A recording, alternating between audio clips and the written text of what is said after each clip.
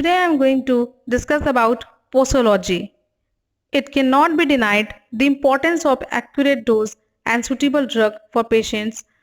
In this video, I will discuss about some factor which can affect to the dose, and after that we will learn to calculate accurate dose to provide to patient. Posology. The term posology is occurred from Greek word posologos. It can divide into posos, which means how much, and logos, which means science. So posology is the branch of medicines dealing with dose. The optimum dose of drug varies from patient to patient. Dose एक quantitative amount होता है जिसे patient के द्वारा medicinal effect के लिए लिया जाता है या एडमिनिस्ट्रेटेड किया जाता है. The actual dose of a drug is decided by the prescriber depending on patient's age, sex, symptoms, patient's medications history and factors like idiosyncrasy, tolerance and route of administration. Now I am going to discuss about some important factor which can affect to the drug dose. The first one is age. Age एक important factor है posology के लिए, क्योंकि different age group के patient के लिए drug का जो डोज है या रिलेटिव अमाउंट है वो डिफरेंट होगा, क्योंकि चिल्ड्रन के enzyme system liver and renal excretion में ठीक से डेवलप नहीं हो पाते हैं, इसलिए चिल्ड्रन का जो डोज है वो लेस होना चाहिए as compare to adult dose के. वहीं जियाट्रिक पेशेंट के रिनल फंक्शन डेक्लाइन होने लगते हैं और लीवर में मेटाबॉलिज्म रेट भी कम होता है as compare to adult patient के. ड्रग एब्जॉर्प्शन इंटेस्टाइन से स्लोअर होता है जियाट्रिक पेशेंट में, तो पेशेंट की ड्रग का जो डोज होगा वो कम होगा. अब बात करते हैं सेक्स की. Special care should be taken while administering any drug to women during menstruation, pregnancy and lactation.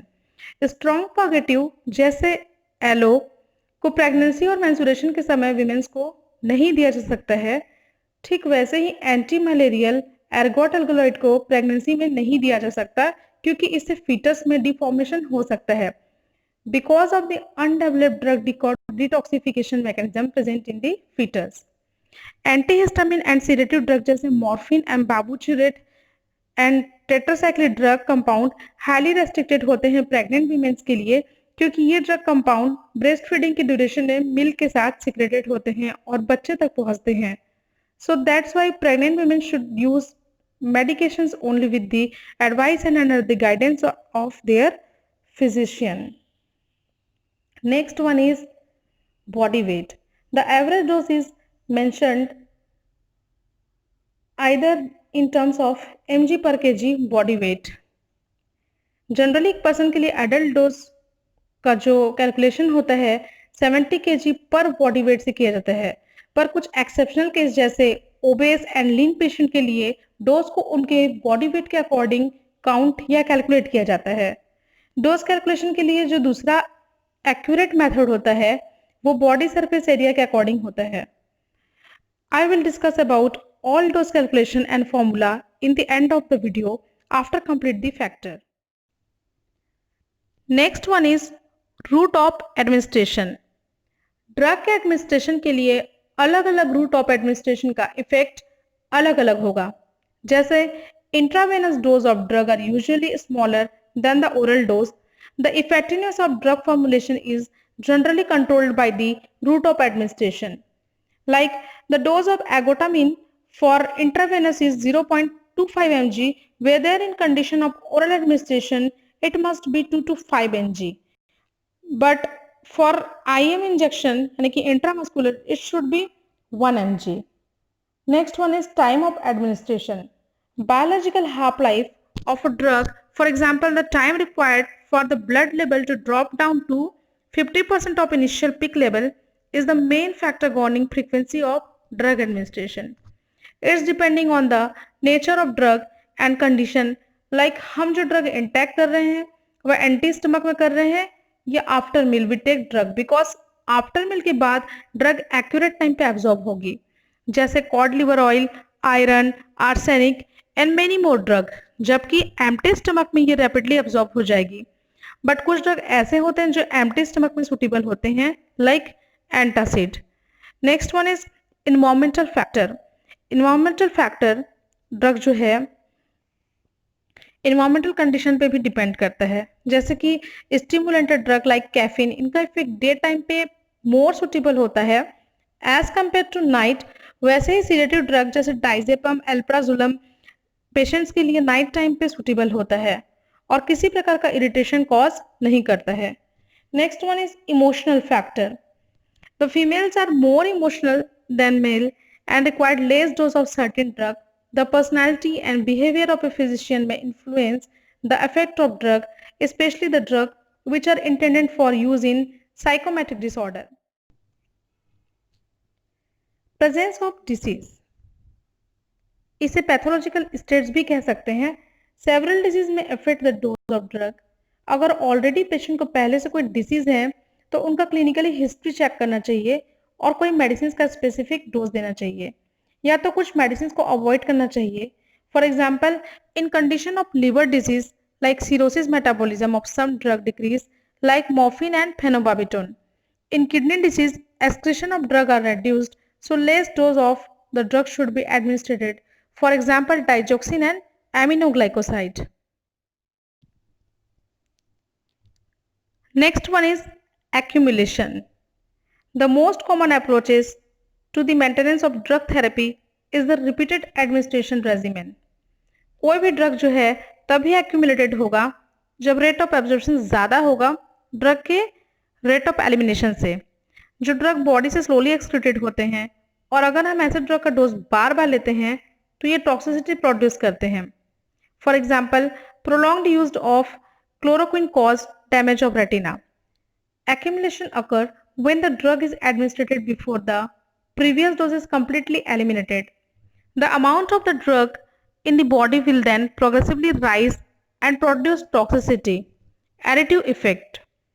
जब कोई भी दो या दो से ज़्यादा ड्रग को जो एक दूसरे के साथ सुटेबल हो और उन्हें कॉम्बिनेशन में एक साथ एडमिनिस्ट्रेटेड करवाया जाए तो उनका कॉम्बिनेशन का जो इफेक्ट है वो इक्विवेलेंट होगा इंडिविजुअल ड्रग के सम के इफेक्ट से। फॉर एग्जाम्पल, एफिड्रिन एंड एमिनोफाइलिन का यूज ब्रोंकियल अस्थमा के ट्रीटमेंट के लिए किया जाता है। Next one is synergism. जब दो या दो से ज़्यादा ड्रग को एक साथ कॉम्बिनेशन में एक फॉर्मूला से पेशेंट को कंबाइंड ड्रग को एडमिनिस्ट्रेटेड करवाया जाए तो उस कंडीशन को सिनर्जिज्म कहते हैं।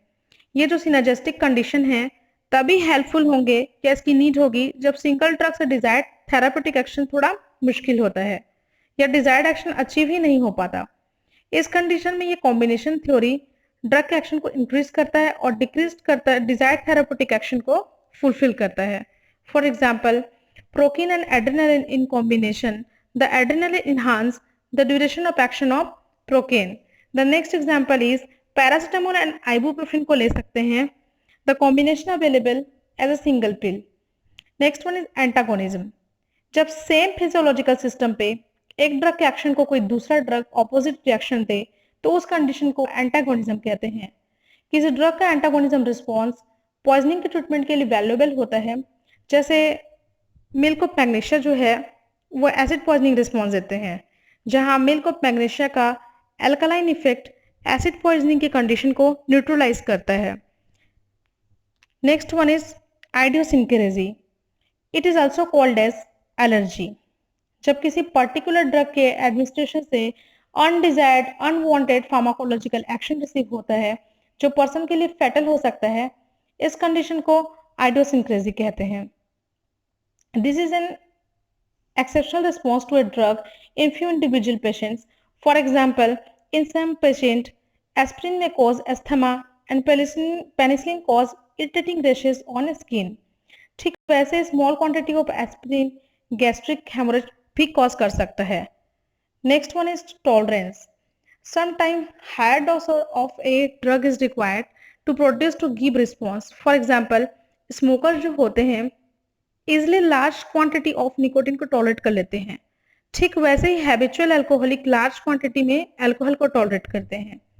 ड्रग टॉलरेंस के बहुत से कंडीशन हो सकते हैं, जैसे किसी भी ड्रग का अगर कोई इंडिविजुअल पर्सन एक लॉन्ग टाइम तक यूज करता है तो हम देख पाते हैं कि उस इंडिविजुअल पर्सन का उस पर्टिकुलर ड्रग के लिए बॉडी रेसिस्ट हो चुका है।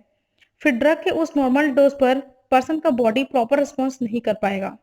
इसलिए ऐसे कंडीशन पे ड्रग की क्वांटिटी बढ़ा दी जाती है या फिर कोई दूसरा सुटेबल ड्रग रेफर किया जाता है। इस प्रकार का जो कंडीशन है एक्वायर्ड टॉलरेंस के लिए जाना जाता है।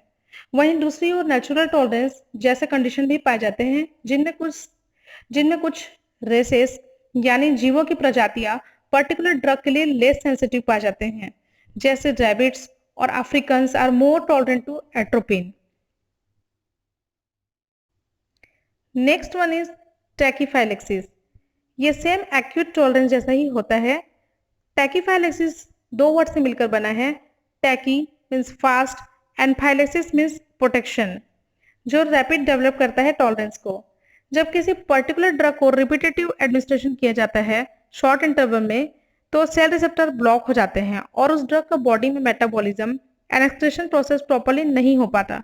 ये प्रॉपर फार्माकोलॉजिकल रिस्पॉन्स नहीं दे पाते हैं और ड्रग का रिस्पॉन्स डिक्रीज हो जाता है। इस डिक्रीज रिस्पॉन्स को डोज की मात्रा बढ़ाकर भी रिवर्स नहीं किया जा सकता, यानी वो जो ड्रग है टोटली रिस्पॉन्स करना बंद कर देते हैं। तो ऐसे कंडीशन को टैकीफाइलेक्सिस कहा जाता है। फॉर एग्जाम्पल एफेड्रिन, जिसे ब्रोंकियल अस्थमा के ट्रीटमेंट के लिए यूज किया जाता है, अगर इसे रिपीटेटिव डोज में शॉर्ट इंटरवल में यूज किया जाए तो प्रॉपर रिस्पॉन्स नहीं दे पाएगा, क्योंकि रिपीटेटिव यूज से जो रिसेप्टर होंगे वो ब्लॉक हो जाएंगे। Next one is metabolic disorder. Metabolic disturbance के लिए बहुत से कंडीशन रिस्पॉन्सिबल होते हैं, जैसे एसिड बेस का बैलेंस, बॉडी का टेम्परेचर, इलेक्ट्रोलाइट बैलेंस जैसे कई फिजियोलॉजिकल फैक्टर ड्रग के इफेक्ट को मॉडिफाई या चेंज कर सकते हैं। जैसे सैलिसिलेट बॉडी टेम्परेचर को सिर्फ तभी रिड्यूस करते हैं जब टेम्परेचर बढ़ा हुआ हो, पर अगर बॉडी का टेम्परेचर नॉर्मल है तो ये किसी प्रकार का कोई भी एंटीपायरेटिक इफेक्ट शो नहीं करता है।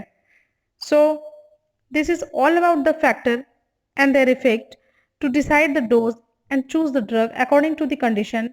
Now I would like to discuss about the calculation of dose of drug. So here is some calculation, जैसे कि dose of calculated based on age. Age के बेस पे हम डोज कैसे कैलकुलेट कर सकते हैं, इसके लिए हमारे पास 3 फॉर्मूला दिए हुए हैं। यंग्स फॉर्मूला, डीलिंग्स का फॉर्मूला एंड फ्राइड्स फॉर्मूला, जो कि एज के बेस्ड होता है। यंग्स फॉर्मूला पे जो है आप देख सकते हैं, यहाँ यंग्स फॉर्मूला जो है इसमें age in year by age in year plus 12 into जो अडल्ट का डोज होता है उसके साथ लेकर के आप कैलकुलेट कर सकते हैं। नेक्स्ट वन इज डीलिंग्स का फॉर्मूला, जो कि सेम एज के बेस्ड होगा। इसमें भी आप सेम एज इन ईयर में आप ले सकते हैं पेशेंट का और उसे डिवाइड कर सकते हैं 20 के साथ, देन उसको एडल्ट डोज के साथ मल्टीप्लाई करके आप कैलकुलेट कर सकते हैं। Next one is body weight के अकॉर्डिंग डोज, जो कि क्लार्क के फॉर्मूले से देखा गया है। चाइल्ड वेट या पेशेंट का जो वेट होता है बाई 70 इंटू एडल्ट डोज। ये जो बॉडी वेट के अकॉर्डिंग जो क्लार्क का फॉर्मूला है इसे पाउंड में हम काउंट करते हैं। एक और फॉर्मूला हमारे पास में है dose calculated based on surface area, जिसमें चाइल्ड बॉडी सरफेस एरिया या पेशेंट का जो सरफेस एरिया है by average adult body surface area के साथ उसको डिवाइड करेंगे और उसे इनटू एडल्ट डोज करेंगे। सो this is all about the dose and the posology. So it was a short discussion about the posology. I hope this was interesting for you. Thank you.